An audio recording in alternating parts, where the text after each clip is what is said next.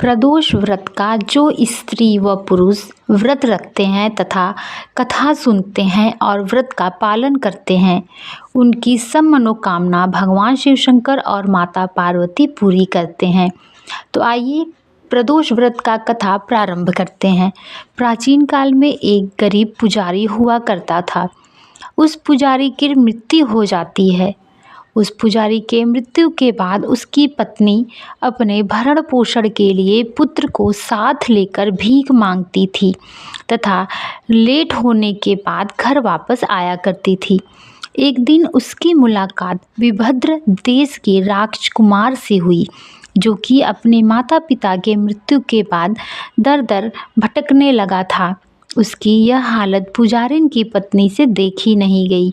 वह उस समय राजकुमार को अपने साथ घर लेकर आई और अपने पुत्र के जैसा ही उसकी भी देखभाल करने लगी। एक दिन पुजारी की पत्नी अपने साथ दोनों पुत्रों को शांडिल्य ऋषि के आश्रम लेकर गई। वहाँ पर देखा कि ऋषि मुनि प्रदोष व्रत की कथा सुना रहे थे और व्रत इत्यादि के बारे में बता रहे थे। तब पुजारिन की पत्नी ने ऋषि से कहा, हे महात्मा, आप मुझे प्रदोष काल का व्रत इत्यादि के बारे में जानकारी दें, जो कि मैं भी करना चाहती हूँ। प्रदोष व्रत कैसे किया जाता है? तो इतना सुनने के बाद महात्मा ने प्रदोष के बारे में सब कुछ उस पुजारन के पत्नी को बता दिया। तो वह पुजारन भी अपना प्रदोष व्रत का पालन करने लगी। एक बार दोनों बालक वन में घूम रहे थे।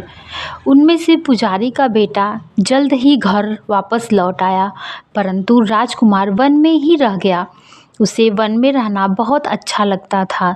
उस राजकुमार ने गंधर्व कन्या को देखा, जो अपने सहेलियों के सहित वन में क्रीड़ा कर रही थी। उनसे बात करने लगा, उनके पास गया और साथ में ही वह भी उनके साथ थोड़ा देर समय व्यतीत किया।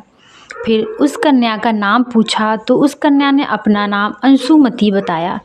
उस दिन वह राजकुमार बहुत देर से पुजारिन के घर वापस लौटा।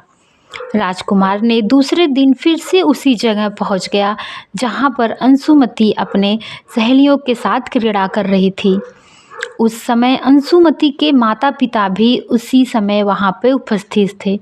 तभी अंशुमती ने माता पिता से उस राजकुमार को पहचानवाया और कहा, माता, यह वही है जो कल भी आए थे। और अंशुमती के माता पिता ने जैसे ही राजकुमार की तरफ देखा उसे पहचान गए और बोले, हे राजकुमार, आप तो विभद्र नगर के राजकुमार हो, आपका नाम धर्मगुप्त है।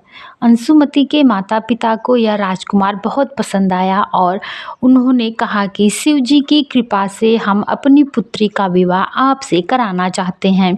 क्या आप इस विवाह के लिए तैयार हैं?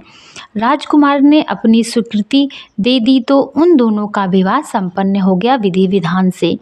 बाद में राजकुमार ने गंधर्व की विशाल सेना के साथ विभद्र पर हमला किया और घमासान युद्ध कर विजय प्राप्त की तथा अपनी पत्नी के साथ राज्य करने लगा। वहाँ उस महल में वह पुजारिन की पत्नी और पुत्र को भी आदर सम्मान के साथ लेकर आए और साथ में सब लोग मिलजुल कर रहने लगे। पुजारिन की पत्नी तथा पुत्र के सभी दुख व दरिद्रता दूर हो गई और वे सुख से अपना जीवन व्यतीत करने लगे। एक दिन अंशुमती ने राजकुमार से पूछा, इन सभी बातों के पीछे क्या क्या कारण है, क्या रहस्य है स्वामी, आप मुझे बतलाएं। तब राजकुमार ने अंशुमती को अपने जीवन की पूरी बात बताई और साथ ही प्रदोष व्रत का महत्व और व्रत से प्राप्त फल से भी अवगत करवाया। उस दिन से प्रदोष व्रत की प्रतिष्ठा व महत्व बढ़ गई तथा मान्यता अनुसार लोग यह व्रत करने लगे। कई जगहों पर अपनी श्रद्धा के अनुसार स्त्री पुरुष दोनों ही यह व्रत करते हैं। इस व्रत को करने से मनुष्य के सभी कष्ट और पाप नष्ट हो जाते हैं तथा मनुष्य को अभीष्ट की प्राप्ति होती है। अगर यह व्रत स्त्री और पुरुष तथा पत्नी और पत्नी साथ में करते हैं तो फल की प्राप्ति दूना होती है। अगर आप भी यह व्रत करना चाहते हैं तो विधि इत्यादि जान लीजिए और अच्छे से व्रत का पालन करिए।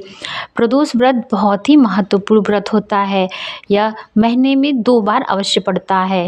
तो बोलिए शंकर महाराज की, पार्वती माता की जय।